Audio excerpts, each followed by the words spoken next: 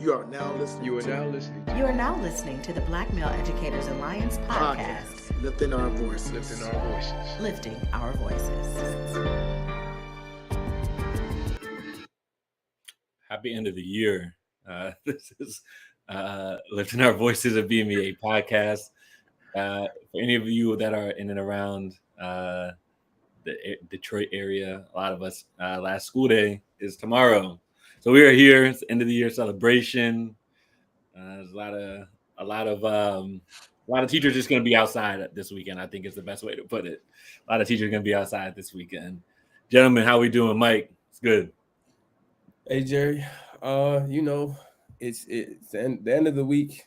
It's the best thing about going on right now. It's 90 degrees outside, and Bolton at its finest right now. But yeah, man, I'm good, man. Excited for the weekend. Excited for tomorrow.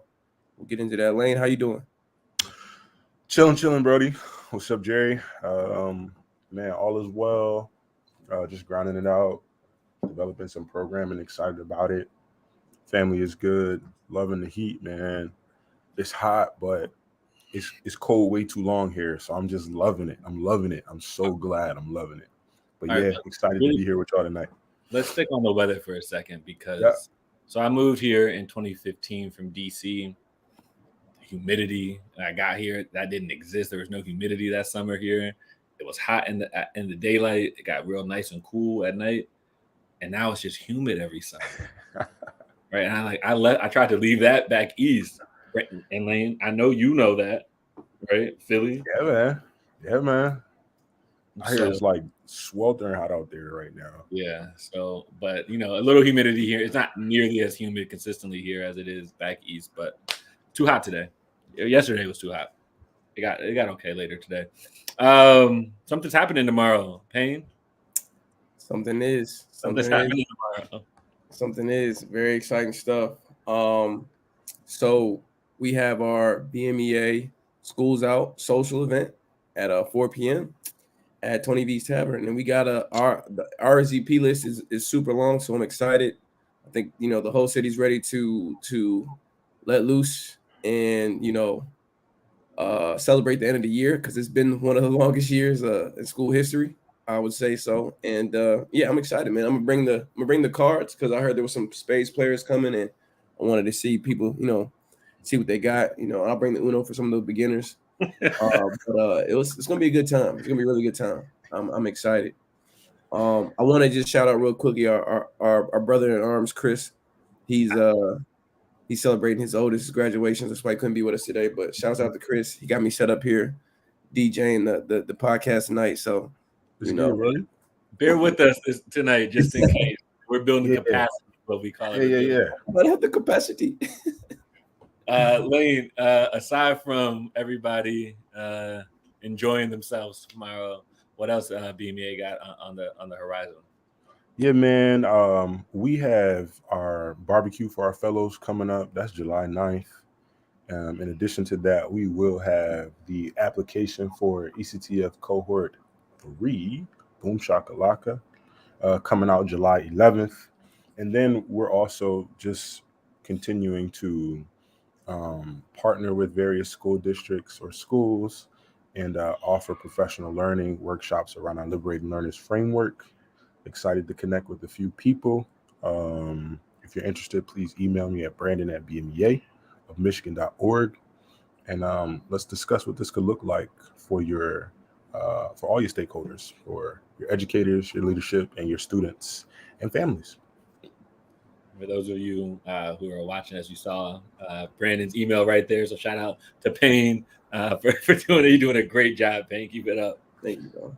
It's a lot of pressure. I'm not gonna lie, it's a lot of pressure. Bro. You got it, Brody. It's like working out of both sides of your brain. Man, shouts out to Chris. You know what I mean? Absolutely, got a new appreciation. Exactly. Speaking of Chris, did he say Boston might pull this one out? Was that him or was that one of you two? I did say no. Me and Chris were on the Boston side. We did say. I think he said no. I'm Boston in 7. I'm a Boston in 7. No. And I'll stand on that. That's what I said earlier. I'm not saying that that's what it looks like. I'm saying that's what I said earlier, and I like to stand on my words. So I'll stick with that. Chris said he was choosing Boston to come out of the East, but he was going with the Warriors to win the finals. All right. Right. Yeah, I mean, we can go to the tape just in case anybody's right. But I know that I said Warriors in 5. That didn't quite it should have happened. It didn't quite happen. Now they had a bad fourth quarter. Oh, there you My guy Chris. See, I told you. Yeah, man, he's faithful. I love that about you, boy. All right, so what we really meant to say was Chris might be the only one who actually got this right if everything goes right tonight for him. Right. No, that's true. I didn't expect well, I mean, it makes sense. Celtics are a younger team, even though they are older. They all came in together, so there's no really guy to kind of like turn them around from like playing how they've been playing, losing leads and stuff like that. So, Warriors got championship pedigree. So obviously we're not necessarily a sports podcast, so we won't spend too much time on this, but I do want to get your guys' thoughts on Draymond in this series. I think Draymond's been playing a little less than what I expect from Draymond. Okay. I didn't know where you were headed, Lane. Okay. Draymond, I don't know. He plays with a lot of passion and energy. He's not the most talented, but he's super smart. So he's a floor general. He knows how to facilitate and put people in a winning position, right? Or he's a playmaker, right? But then you got Steph Curry and Klay Thompson on your team. So I'm just saying, if you put him on the Sixers, he's gonna be regular. Right. If you put him on any other team, he's just gonna be. He's not gonna be an all-star. He got that 1 year as an all-star. That's it. Like that's it.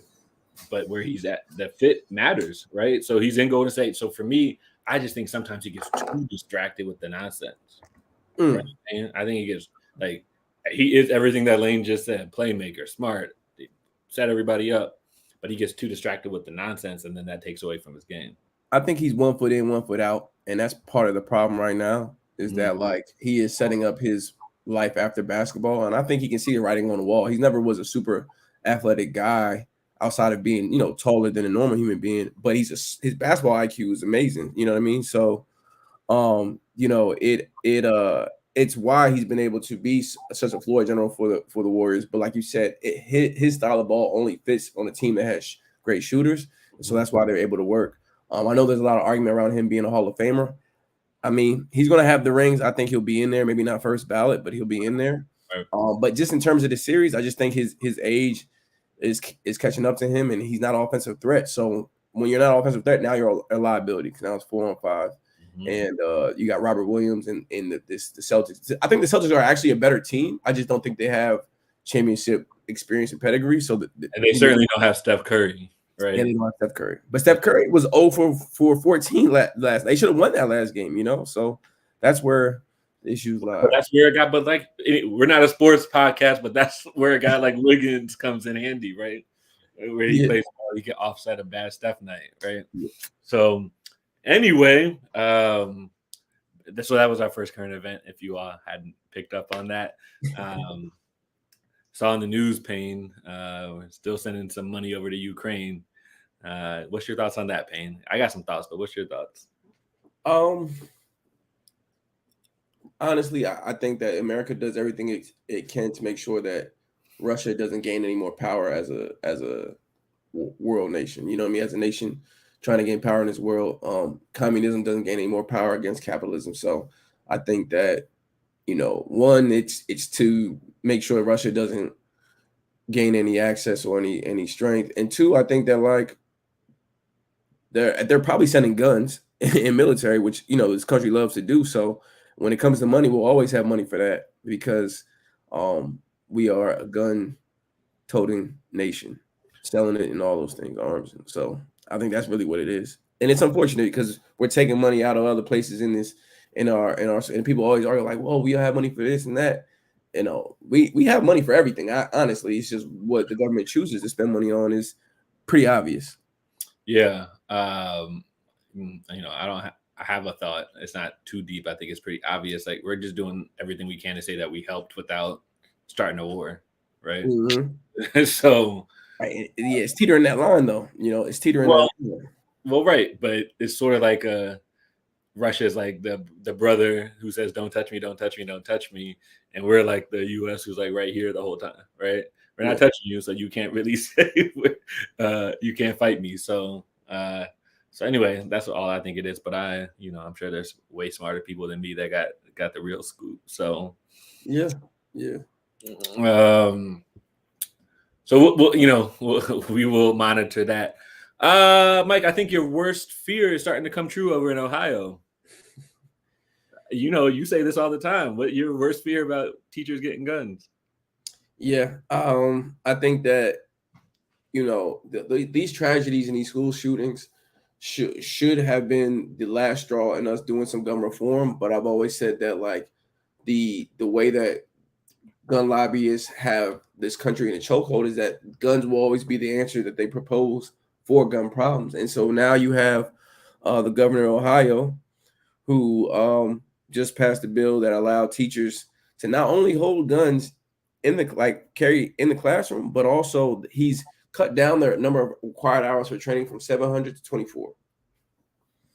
And so within 24 hours, teachers can carry carry guns in the classroom. Now, one specific detail, because a lot of these articles are sensational and it does sound crazy, but one detail that he did mention was that like school districts do have the autonomy to choose whether or not that's a thing that they do. So you don't have to have guns in the classroom.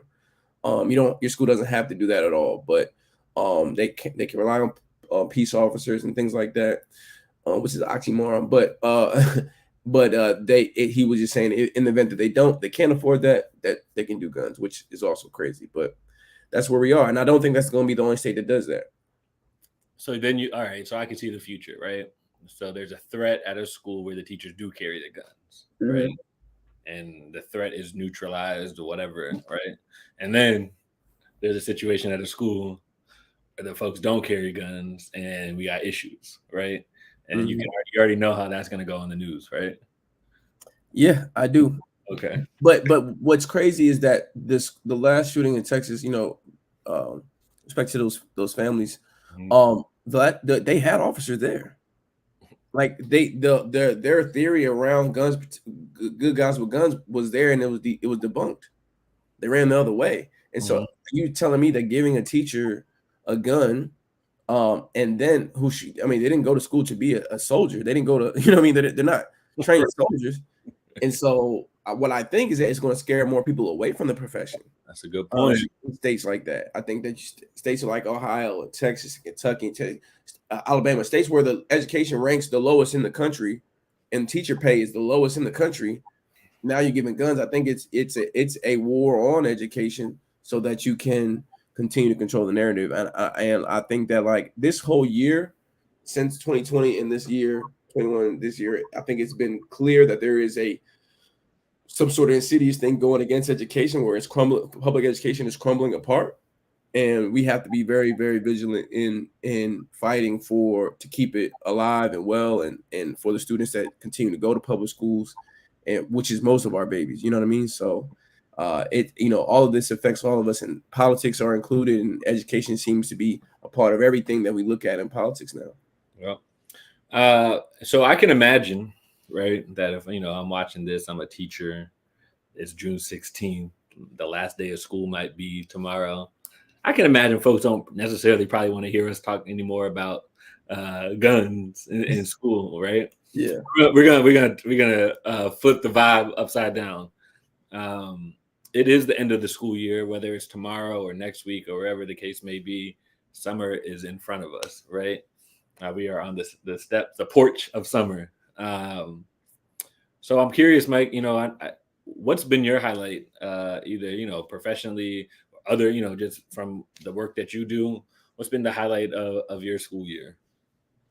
Well, I would say professionally, just some of my highlights were still having new educators come into the classroom. The early career teacher fellowship, having teachers who, having brothers who were thinking about education and still going through with it after going through our fellowship and still wanting to be a part of education. I think that's, part of our mission. And then there's always a celebration when you do find success, and every single person that you get to come into education. that is a success. But also just and personally, I was enjoying having the kids back. So Stafford students games, proms, field days, all those things that students missed in COVID. I think it was good to have that feeling back. And the year was somewhat chaotic, but it was, that's an understatement, but the feeling you get when you have those good moments with the students and you have those good moments with the teachers is why we got in education, is why we stayed in education. So I think that like that's really important to have when you talk to people about like the positives of working as an educator. And so most of that is just being able to spend those time with the kids. So yeah, I think I think people overuse the word chaotic. It's one of those words people use to describe a lot of things. Yeah. I think that might be the perfect adjective for this school year. And not, I think chaotic by definition is not, good or bad in terms of connotation. Yeah. It is just what it is, right? Yeah. And this school year, just given what we were coming out of, what we had to go back into, just the day-to-day grind, that, the stamina, all of that, chaotic, I think is a perfect word for the 21-22 school. And I think it was expected. I remind teachers often that like we knew that this year was going to feel different and feel a bit much because there was a transition. There was a transition into virtual and then a transition back to in person after COVID, and during COVID, and so it was to be expected. But even when something is coming, it still doesn't make it feel any less easier to bear. So it's like when you fight Mike Tyson.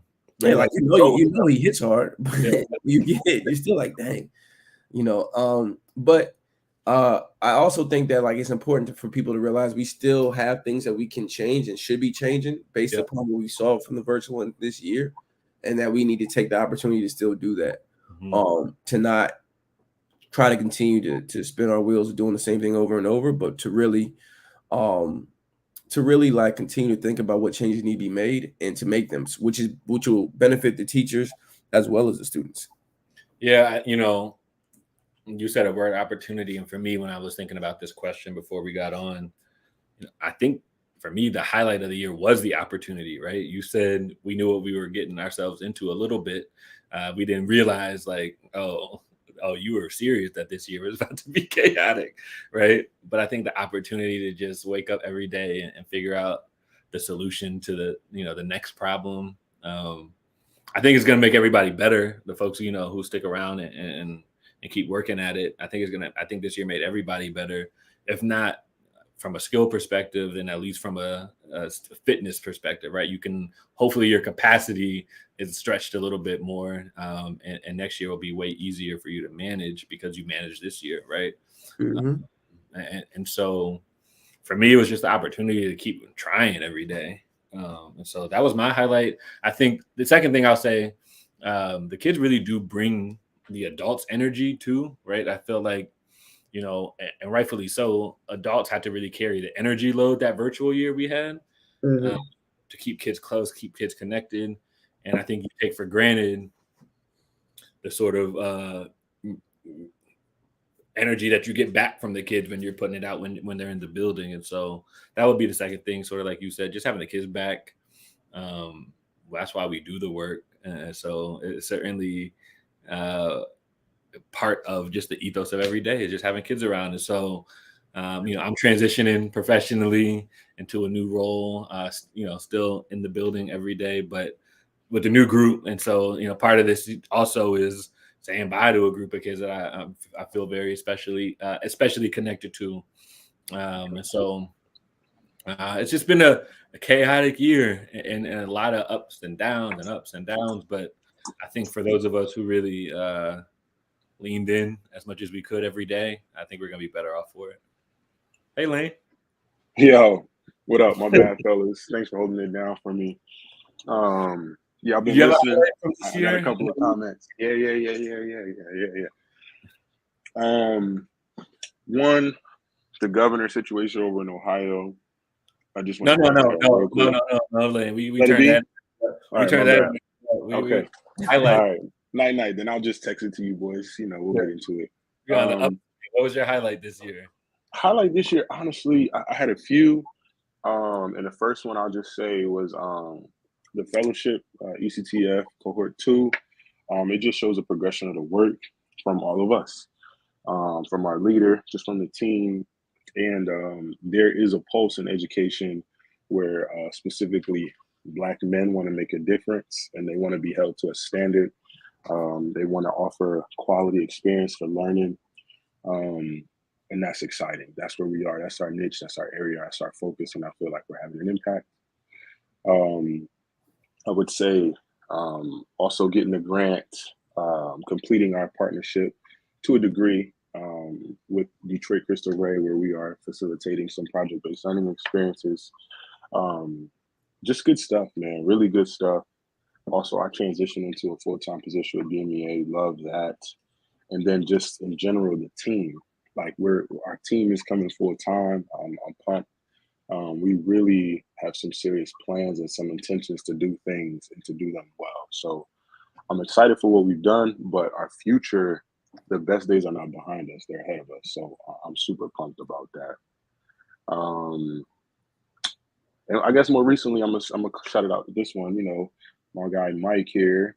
We participated in GVSU's Black Boys and Black Men Symposium. We were able to facilitate a session around establishing authentic relationships to liberate learners, and really got to kind of invite some people into what it would be like to partner with BMEA, some of the content, some of the research-based best practices, all that good jazz that you would be getting when you come kick it with us. So I was excited about that, just the feedback, some of the potential partnerships that are coming out of that with some local schools. So just really good things, man. Very, very, very some super good things. And then just what you guys said around the kids. I think that's true. As I heard you say, you know, the kids bring the energy. Mike, I think he was mentioning just to have those moments where it's like, okay, prom or learning in the classroom, whatever you want to call it. Like that brought me a little bit of goodness in my vibe. I mean, in my spirit, just to hear that. So yeah, man, that's it. So you know, obviously tomorrow, you know, it's party time. Probably for a week or two, a lot of educators are going to kind of let loose, turn their brains off, and just sort of, you know, enjoy themselves. Yeah. But you know, I try to always treat the school year like a sports season, like that's the regular season, playoffs, whatever. And then when the season's over, you're in the off season, and you want to try and get better for the next season, right? What's one thing you can do to get better for the next season? And so, you know, for educators who are looking to improve, who are looking to get better at their craft, who are maybe looking for that next position within their building or in their district, let's just chat a little bit about, you know, what can educators do who are looking to improve, right? So I don't know who wants to jump in first, but you know, what can folks do who want to get better? Go ahead, Payne. Honestly, and I mean, it seems probably straightforward, but I would say read. Yeah. And one of the, you know, shouts out to Lane, because he's always been a big proponent of like, bro, I just read this book, check this out. He'll send it to me on Audible, or he'll be like, I'll get you a copy, like go to Amazon. And so like reading, and especially books in your craft, or books, even if you want to go into leadership, like books around leadership, especially books around culture responsive teaching and like just the research that's done and the pedagogy and practice. I just encourage everyone to do it. Don't wait till your school asks you to read something to read it. And I think that's just the best, especially in the summer, like you have some time to decompress. And then the other thing, and I know people don't want to hear it, but like maybe it's just me, I like to, like, when I have some downtime and I've, you know, decompressed, I like to start planning so that I'm not spending so much of my energy and time trying to do the planning during the year. And I don't mean like, oh, you got to spend 9 to 5, middle of July planning. I mean like, hey, think about what the year looks like. You've already done it, right? You've already done last year. Think about the year. Like, what are you keeping? What are you changing? Organize yourself. You're just saving yourself the stress of compound stress, right? Like, you're going to be in the classroom, you're moving, you're grooving, you're adjusting on the fly, but at least you have your foundation of things that are already set so that you are properly prepared. You know what I mean? And you're able to move forward. And jump off that. Just starting school, you know, just like you said. Here's a great example. You think, and I heard this on a podcast, on a sports podcast, but I'm not gonna steal it. But Giannis, right? Every season he comes back stronger. he comes back with a part of his game that people critiqued. Right, but then you have other guys, and this is not a shot at him, but Anthony Davis said he hasn't touched a basketball since April 5th. Relax on my guy. I'm this is not like I said, I critique him, but I'm just saying that, like, okay, maybe he just needs that rest. That's how he's an NBA player. I can't tell him how to play ball, right. But I also understand why Giannis isn't working hard in the offseason, because he wants to come back to the season better than he did before. He doesn't want to take any time off. He wants to continue to grow, get better. And it's not a sports podcast, but it could be. If he got a Ravens jersey on, we could be. Sports and education. Right. You have a little spinoff. Yeah, I mean, I think this YouTube thing is really crazy, right? Whenever we want to show teachers something we're trying to push home, right? There's usually a teaching clip on YouTube, right? So if maybe you're not interested all the time in reading, right? Maybe that's not your thing. Watch tape then. Watch good teaching tape, right? It's on YouTube. There are great teacher clips on YouTube, and figure out, if you got feedback this year from your leadership or your coaches, and they said the same thing every time, right? Go find what a good example of that looks like, right? And study that. And I agree with Mike. Like, if you have opportunities to plan and you know what you're getting yourself into next year in terms of your content or whatever, this is the time to do it. I would encourage everybody to take 2 to 3 weeks off just to get back right. Yes. But then stay sharp. That's my thing. Have conversations with your coworkers over the summer. I always say this. Teachers like to talk to each other about everything except like what they can do better, right? Yeah. Right. And that's no shade to teachers. I just think that's just part of how it goes. But you all know where each other can get better based on what you see too. So talk to your coworkers, talk to your grade level team or whatever it is. But also make sure you get your energy back, and then it'll be easier to jump in and try to find opportunities to get better. Lane, go ahead. So all the things, man, y'all literally said my 1, 2, and 3. My first one was read. Lane said it. My second one was watch the tape. You said it. And then the mentoring aspect, I mean, not mentoring, talk to your colleagues. I wanted to say that I regret not really talking to the other teachers that I respected and saying, hey, can I come and learn from you? But now that's definitely something I would encourage people to do.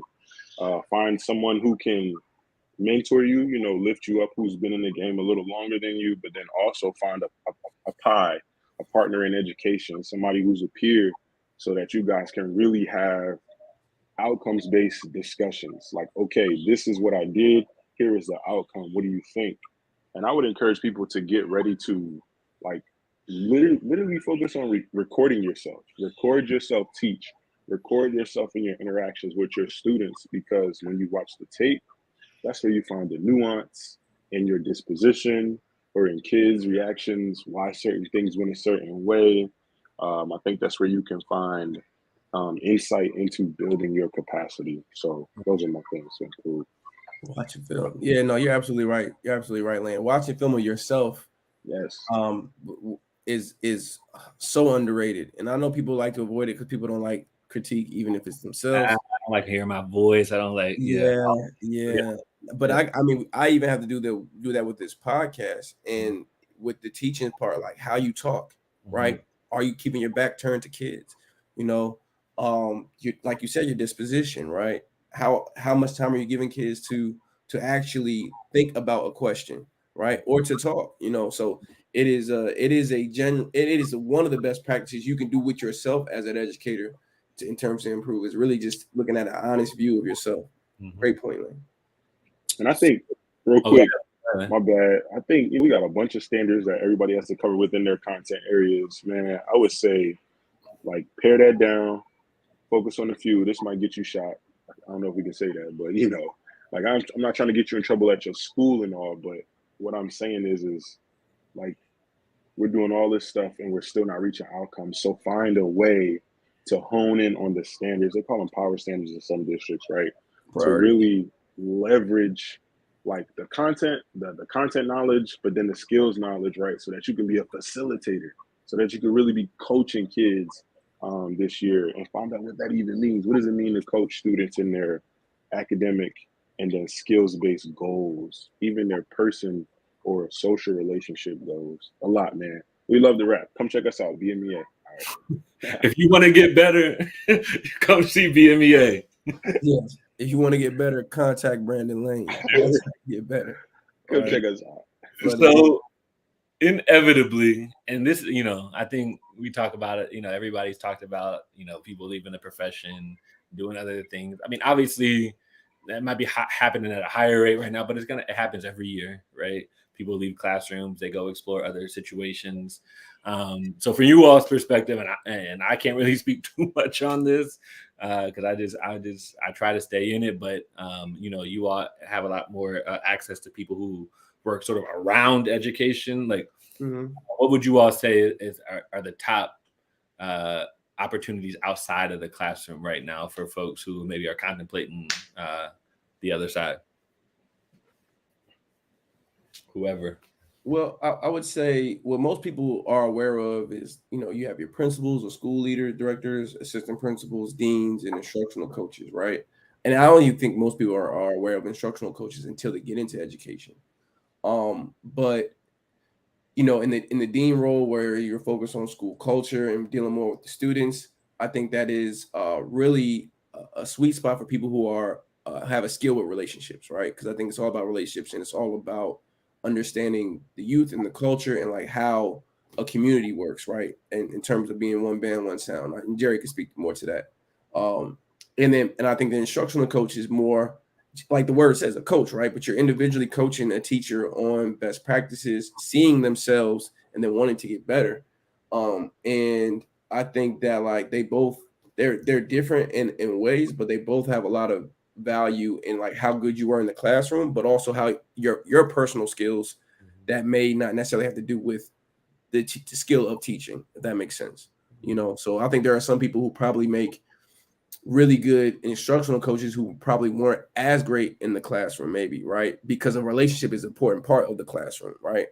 There are people who are really good teachers who don't make really good administrators because leadership, right? And just logistics, is a part of it. So those are opportunities, but I do think that even outside of that, like there's not enough talk about around curriculum, writing and developing, and like that, everyone's looking for the next best thing. And I think when Lane and we all went to San Diego for the EdTech conference, a lot of those companies out there were pushing this EdTech that's really going to replace the textbook or the curriculum, right? It's ways for kids to learn, content and how they're delivering the content and how kids are interacting with it.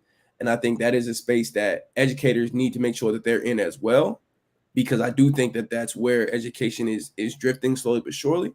And there are some educators there, but I do think like there is no better experience than being in the schools and being in the classroom for you to be able to curtail into a career in the educational space that does affect the students. What you got, Lane? Yeah, a few things. I think, I thought checking to see if I was on mute. Anything like DEI, equity based, as long as you have the competency in that and you can communicate that in an interview, I think you can get that. There's a lot of opportunity for that right now. In the same vein, restorative practices, restorative justice, anything around those particular philosophies or concepts. And then like really how you can help people implement. Like if you can communicate like what readiness looks like for a district or a school to implement, and then like you can help people deal with implementation change over time, you know what I'm saying? Prepare people for the road, and then reach outcomes. That's great. Like Mike said, culture, anything. And then I would say like project-based learning, project-based, problem-based, place-based learning. If you can communicate, I think, to districts and schools, like you have this particular skill and these skills lead to this outcome for students, I think you have an opportunity there as well. Yeah, I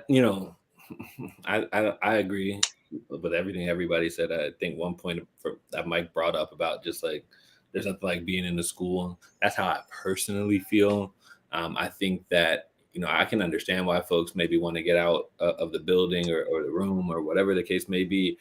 I think my only advice or thought on it is like, we got to really figure out a way to tailor the I guess the duties of a teacher or the skills of a teacher and how we translate that so it fits into other industries, right? Because I think that teaching can be very specialized in how we think about it and the skills that are required for it.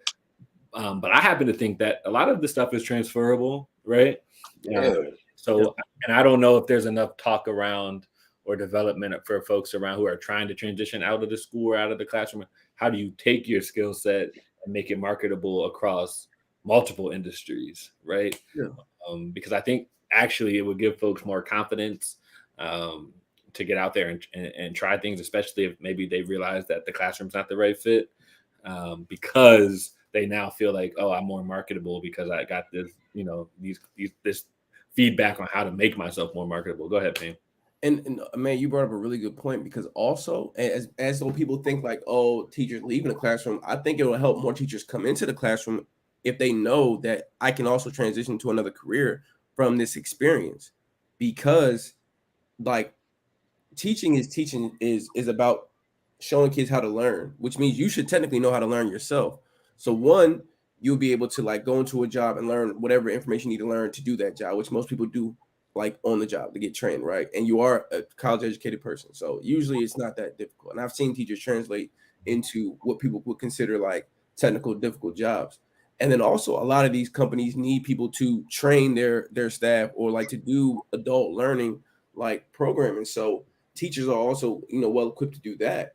But I think that like oftentimes when you think about going to college, like, all right, what if I be a teacher? That's the only thing I can do. I won't be able to like move or change careers, because that's one thing this generation that's a little bit beneath us, they don't want to do one thing for 30, 40 years. And that's cool, because honestly, it makes sense. It does make sense. Pension, Social Security, like all that stuff, like that might be that's out of our generation. So we got to kind of move out of this idea of like, oh, we're looking for someone who's going to commit to teaching for the rest of their life. Now, if you want to do that, that's perfect, great, like whatever makes you happy. But if it makes you happy that you only want to do something for 5 to 10 years, we can still use you if you're effective and you're, what I'm saying, and your quality. The one issue with teaching is that like rarely are you going to be super effective your first year, so it does take a while to kind of get in there and to find your sweet spot. But transition, like I said, transition into administration, transition into curriculum, transition into politics, whatever, because we also need more educators in the government that can vouch for education for teachers. I think that would in the end benefit education as a whole as well. That's a good point about educators and policy. Just in the decision making seat, I like that. Oh. I thought about that, but I didn't do much research on it, so I didn't speak on it. I love this point of your skills translating. I think as a classroom teacher, you are leading, you're counseling, you're project or people managing, you're public speaking, you're working on communication dynamics, and you're coaching. Lane. This is gonna be a new facet of BMEA. You're giving out. I'm just saying, man. I'm just saying, you're doing a lot in the class. You're doing a lot in the class. Yeah. No, but you're right. Lane just gave you a quick 30-second PD power verbs you can use on your resume if you're looking to do something else. No, absolutely. Yeah, and one thing, and I've talked to Curtis about this a few times too, is just like when you are bringing anyone into any like professional space, like professionalism is something that they need to learn how to do. You know what I mean? And it is a part of the training and the mentoring and the upbringing too, of like showing people how to be professionals, not just teachers, but like professionals in the workplace, and how that helps support them moving into administration, right? You could be a great teacher, but if you aren't professional, or people like, you rub people the wrong way and how you conduct yourself, that can also be a detriment, man. So how you build your resume, how you show up to work, how you interact, respond to things, your organization, your promptness, your communication, like all those things are important, just as important skills too, and it will help you with your career advancement. 100%. So obviously we've talked about a lot so far in this episode, in the 42 minutes that we've been on, 39 minutes I believe we've been on, but this is the last show of the school year. and we've had a heck of a run this year. We were doing having some conversation before we came on and previewing the clip that we're about to share. And we really have been doing this for a minute this year. This school year really feels like 15 years, Payne. I was thinking about the first day of the year. I was like, that feels like forever ago. Yeah. When I was going through our episodes and trying to find get clips. Yeah. Wow, the first episode felt like last year. Yeah. So as you can tell, we're about to give you a little montage of this season, Lifting Our Voices, a BMEA podcast. As you're watching, I hope it calls up some memories, some conversations we've had, and we'll see you all on the other side of this clip.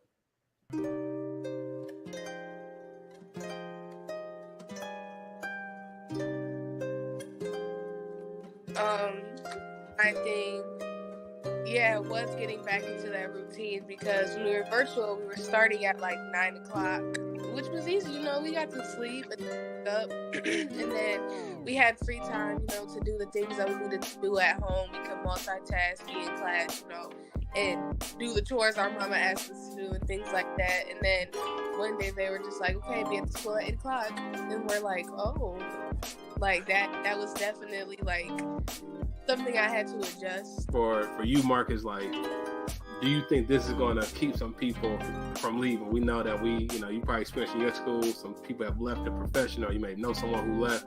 Do you think these bonuses are going to be effective in keeping people from actually leaving? I think it may make people think about it a little bit longer, but I think a lot of people that are leaving, they would have left anyway, because I think with education, it's so much more than just the money. The money helps.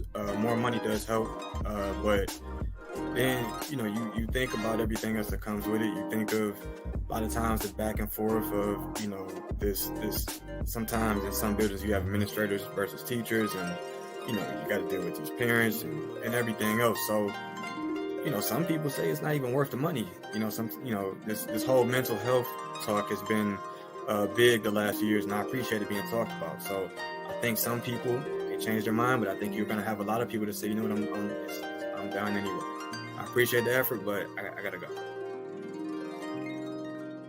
So for me, I would say that education for me is a spiritual gift. I really feel like it's something that God gave me, and it was my responsibility to steward it well. However, I was mismanaged in my last season of being an educator. So as you guys noticed, I have the MD. I have a dual master's in elementary education K-6, another master's in special education K-12, and a third master's in educational leadership. I am currently certified to be an assistant principal. I also am coaching credentialed. However, that was not enough for me to be professionally developed or promoted in the particular area that I service. I saw myself as an educator. My real talent was inspiring children and pushing them further down the path, but also like being able to connect the reality of the math that they're doing in the classroom to how it works in the real world, and then just like showering them with love and reality of just how like this life thing works. Like Roblox was big at the time, and they did an IPO. So I literally did a math lesson about stock picking connected to Roblox. And then at the end of it, I gifted, all the students Roblox cards. And it's just like that level of connection was really what, did me well in the classroom and made me, someone that they really look to. Okay, so Dr. Lewis, we're here to talk about Please call me Curtis. Curtis. We are here to talk about why. Yeah. Why does the BMEA exist? Can you tell us just a little bit about the origin story? Oh man, it is a long story, so I'll be short. I mean, we know the why. I mean, even what you guys talked about with the Haitians, the folks coming over, I'm calling immigrants coming over, and even the story of the black male principal down in Texas. I mean, those are all like the why we do this work, right? And we know too many folks have gone through schools without seeing a black male educator. In a lot of cases, a black male teacher or a teacher of color in the case of experience. And so what we're focused on is recruiting, engaging, and supporting the development of Black female educators and also educators in general. Wow. Hey, you cut that, Mike? Yeah. Hey, nah. That's out to Chris, man. Shout out to Chris. That was a way to end that. That was a nice little. Yeah, that was nice. Shout out to Chris. Miss Chris. Man, do his thing, man. I'm just his humble messenger holding it down on the ones and twos, man. But Chris is, he's the brains of this operation, man. So, I feel really inspired closing out this particular episode in the season overall because I feel like Mike has gotten better. Speaking of getting better, right? Now he could be the second producer behind Chris now. And so shout out to Mike, always willing to get better at everything that he does. Wow. It just feels very weird to be done with this school year.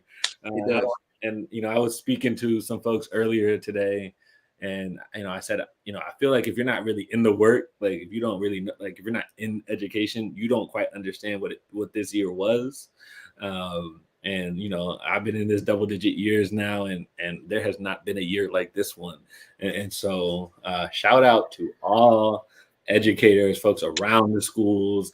And I mean, I'm not just talking about teachers, I'm everybody affiliated. Shout out to you for seeing this through. It has been a very, very, very, very long school year. We all looked 53 different ways in that montage because the year has been that long. And so shout out to everybody for sticking it through. Lane Payne, just some last words of gratitude for folks. Go ahead, Lane. You ready? Hey, just nothing but love. Got to give credit where credit is due. And definitely to the students, to the families as well, to all of our educators, sleepless nights, really adjusting on the fly, students and families adjusting on the fly, all the societal tensions, etc. Leadership, no one can ever thank you enough. You do too much behind the scenes that people will never see, etc. So just nothing but love and gratitude for everybody. And let's run it back, but let's run it back better. You know what I'm saying, next year.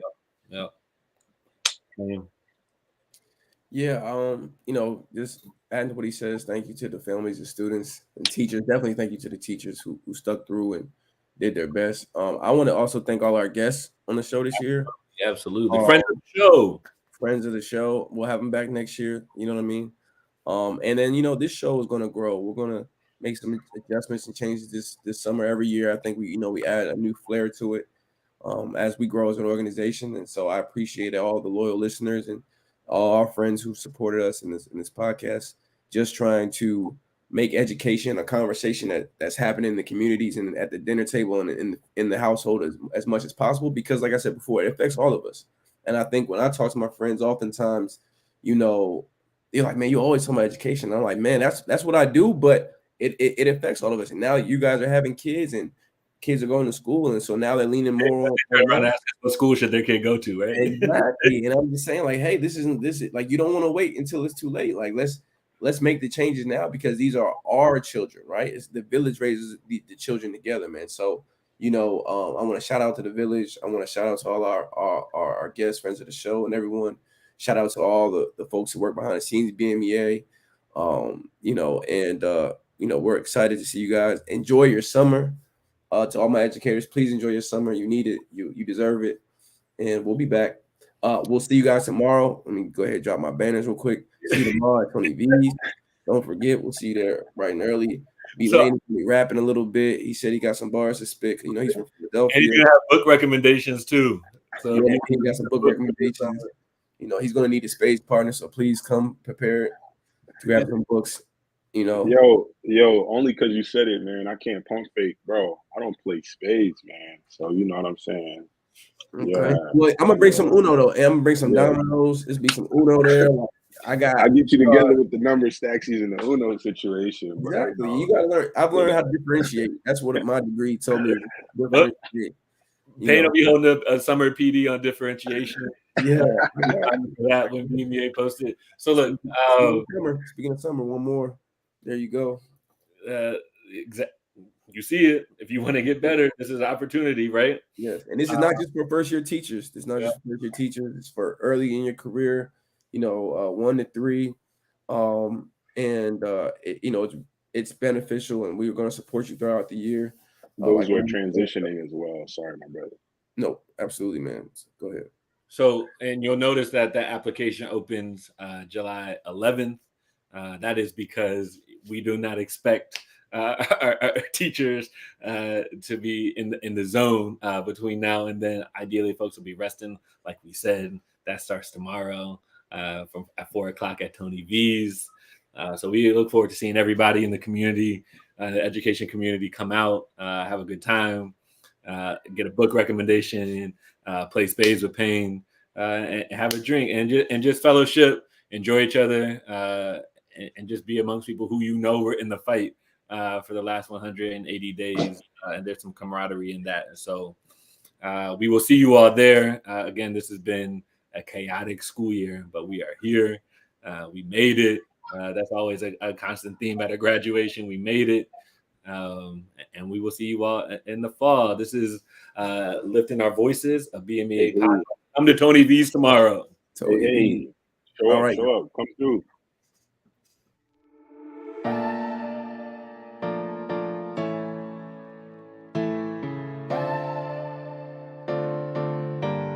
You are now listening to the Black Male Educators Alliance podcast. Lifting our voices. Lifting our voices.